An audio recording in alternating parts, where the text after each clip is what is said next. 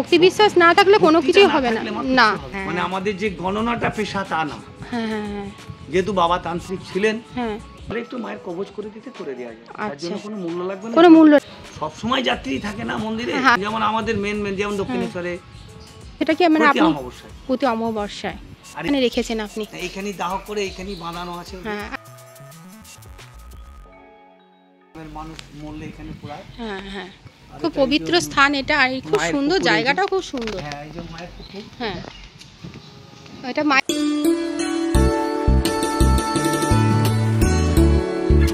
ভক্তি বিশ্বাস না থাকলে কোনো কিছুই হবে না।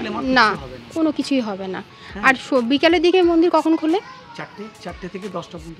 4টে থেকে 10টা পর্যন্ত শীতল আরতি হয়ে যায় সন্ধ্যাবেলা। তারপরে খোলা থাকে অনেক, সব সময় যাত্রী থাকে না মন্দিরে, অল টাইম। যেমন আমাদের মেন যেমন দক্ষিণেশ্বরে একটা টাইম থাকে খোলা, সব সময় যাত্রী। সর্বমঙ্গলা মন্দিরে আমাদের বর্ধমানে, হ্যাঁ হ্যাঁ সব সময় যাত্রী। হ্যাঁ হ্যাঁ, কানলা সিদ্ধেশ্বরী সব সময় এই রকম এটা রানি। হ্যাঁ হ্যাঁ, মানে আমাদের যে গণনাটা পেশা তা না। হ্যাঁ হ্যাঁ, যেহেতু বাবা তান্ত্রিক ছিলেন, হ্যাঁ তার সন্তান হিসেবে আমরা তন্ত্রক্রিয়া শিখেছি, আমি কাজগুলো করি। আচ্ছা, আর বাড়িতে গিয়ে তো বললেন কাজ করেন। হ্যাঁ, বাড়িতে কেউ বললে যাই। তাহলে আগে থেকে মানে ফোন করে আপনার সঙ্গে কন্ট্যাক্ট করুন। তাহলে কন্ট্যাক্ট নাম্বারটা 8900। টুনাই অফিসিয়াল এজি চ্যানেলে ঠাকুরবাড়ি তান্ত্রিকের ফোন নাম্বার পেতে হলে সাবস্ক্রাইবের পাশে থাকা জয়েন বাটনটিতে ক্লিক করে মেম্বারশিপ নিতে হবে। আচ্ছা, এই দুটো নাম্বারের মধ্যে একটা নাম্বারে কন্ট্যাক্ট করে যোগাযোগ করতে পারবে। আর বীজ বার কবজ যদি যখন দেওয়া হয়, কেউ বলে একটু মায়ের কবজ করে দিতে করে দেওয়া যায়। তার জন্য কোনো মূল্য লাগবে না, কোনো মূল্য লাগে না। যদি ওনারা কবজ কিনে নিয়ে আসে করে দিই, আর যদি আমাকে পয়সা দিয়ে কিনতে হয় সেই পয়সাটা লাগবে। হ্যাঁ হ্যাঁ, সেটা তো অবশ্যই লাগবে। ভক্তরা আসলে কোনো কিছু না, কোনো তার মনে নিজের ভক্তি মনে যেটা দেবে সেটাই হবে। মায়ের কাছে আসলে খালি হাতে আসতে নেই, একটু ধূপ বাতি, মায়ের একটু পুজো করতে যেগুলো লাগে, যে 5 কেজি সন্দেশ আনতে হবে, 1 পেটি ফল নিয়ে আসতে হবে, এমন কিন্তু মা বলে দেয়নি। সে 1 টাকার পাতা সময়। আর যজ্ঞ যেটা করেন সেটা কি মানে আপনি প্রতি অমাবস্যায়? আর এমনি যদি কেউ আলাদা ভাবে হয়তো তার মনের বাসনা পূর্ণ হলো, বললো বাবা একটা যজ্ঞ করাবো মায়ের কাছে, আমার মনের ইচ্ছা, সেটা করা যায়। ওখানে হোমকুণ্ড ফিক্সড আছে। হ্যাঁ আচ্ছা, রাগমঞ্চটা বাবা মা চলে যাওয়ার পর এটা ভক্তরা করে দিই। বাবা মারা গেছেন 1401, মা মারা গেছেন 1402, বাংলার সাল বললাম, ওটা ইংরেজি মানে 95 সাল। আচ্ছা আচ্ছা আচ্ছা, তো ওনার দুজনাকেই এখানে রেখেছেন আপনি? এইখানেই দাহ করে এইখানেই বাঁধানো আছে। হ্যাঁ,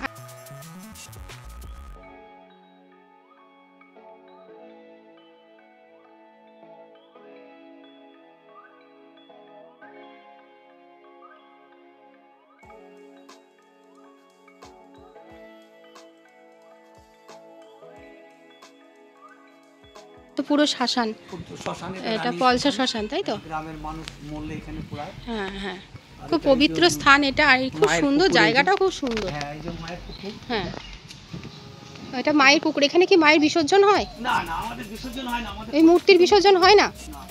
এবারে এই যে পদ্ম লাগিয়েছি মায়ের পুকুরে, পদ্ম ওই দিকটা দারুণ লাগছে, খুব সুন্দর জায়গা। এটা আমি চাষ করি, সুন্দর। বাহ, পদ্ম পাতা, ওইদিকে পদ্ম ফুল আছে, ওই দিক থেকে ভিডিও করতে পারবে। ফুলগুলো কি সুন্দর লাগছে, ওই দিক থেকে দেখা যাচ্ছে। আমার তো সাজিয়েছি আজকে। ও, তাহলে মায়ের মূর্তি কোনো বিসর্জন হয় না? না না, মায়ের মূর্তি, তাহলে এখানে ঘট বিসর্জন হয়? কিচ্ছু বিসর্জন হয় না, মা প্রতিষ্ঠিত। ও, চৈত্র মাসে অমাবস্যা মায়ের প্রতিষ্ঠা দিবস, বাৎসরিক পুজো হয়। আচ্ছা, মূর্তিটা কি মাটির নয় এখানে? না, মাটির।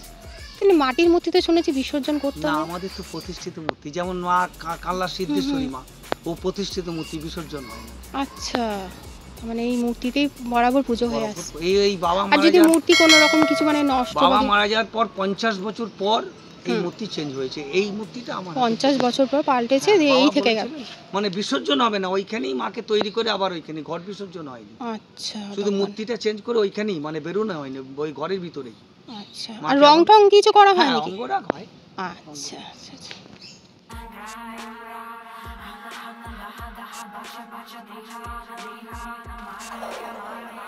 রূপে সর্বজীবে বিরাজিত। হ্যাঁ, সর্বরূপে সর্বভাবে সর্বজীবে বিরাজিত। হ্যাঁ, মা কোনোখানে বাঁধা নেই। হ্যাঁ, তোমার মধ্যে মা আছে, তোমার বাড়িতে মা আছে, তোমার শরীরে মা আছে। তুমি ডাকতে পারলে সব জায়গায় দেখা দেবে, সেই ডাকার মতো ডাকতে পারলে সব জায়গায় সিদ্ধি হবে। একদম। যারা মহাত্মা যোগী মনি ঋষি জন্মেছিলেন তারা গর্ভ দিয়ে থেকে সিদ্ধি লাভ করেনি। আচ্ছা, এখানে দাহ হয়? হ্যাঁ, আর বৃষ্টি পড়লে তখন এখানে তখন যেহেতু ওখানে সরকারি হ্যাঁ এটা যেহেতু নতুন ছাদ করে ফাদ করা আছে, নতুন করা হয়েছে। আর এই লাল জল ট্যাঙ্কিটা হচ্ছে ল্যান্ড মার্ক, এটা তাই তো? ওই আমাদের মন্ত্রী মশাইকে বলে হ্যাঁ উনি একদিন এসেছিলেন এখানে, স্বপন দেবনাথ, হ্যাঁ যে আমাকে বলে ঠাকুরমশাই কি অসুবিধা, আমি বললাম আপনি জনস্বার্থের জন্য, জনগণের মঙ্গলের জন্য, কল্যাণের জন্য একটু জল আর লাইট করে দিন।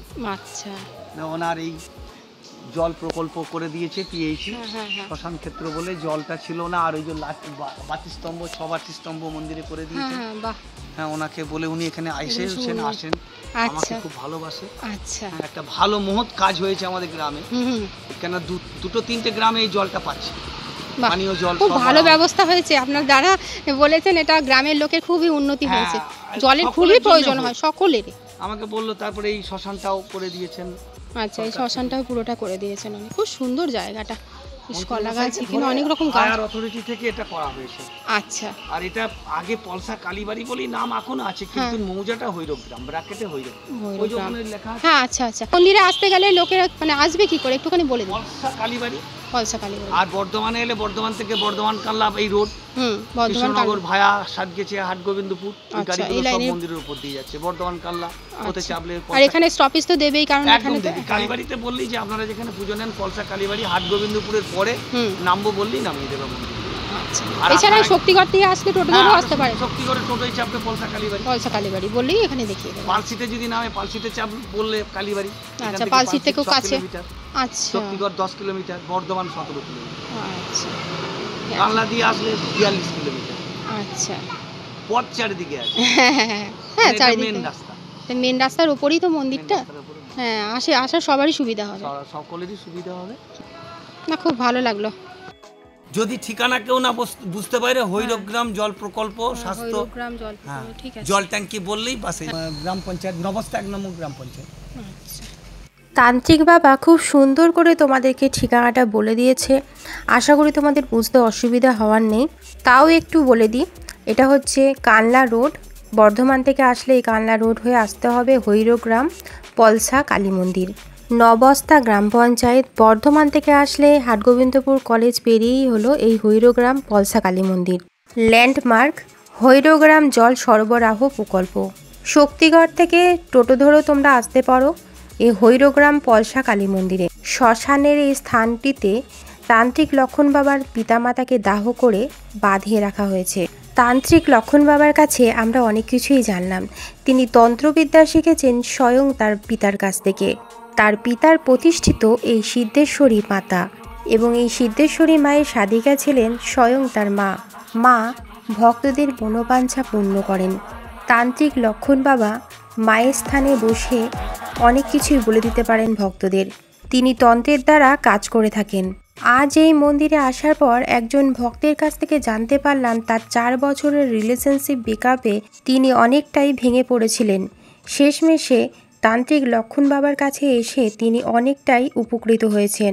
পুরো ভিডিওটা দেখলে তোমরা অনেক কিছুই জানতে পারবে। ভিডিওটা এই পর্যন্তই, পরে আবার দেখা হচ্ছে।